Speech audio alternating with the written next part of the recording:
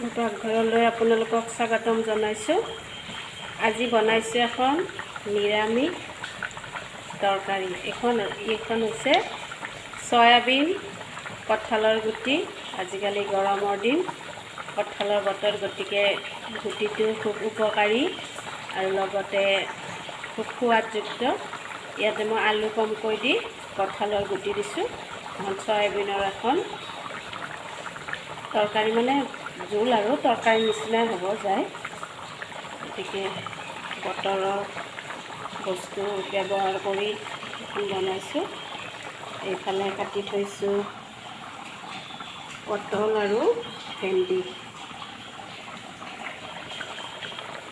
আজি আকৌ বৰষুণ ষ্টাৰ্ট হ'ল, পানীবোৰ শুকাইছিলহে। এতিয়া আকৌ কেইদিন আৰু বৰষুণ থাকে, পানীবিলাক ভালকৈ শুকুৱাই নাই।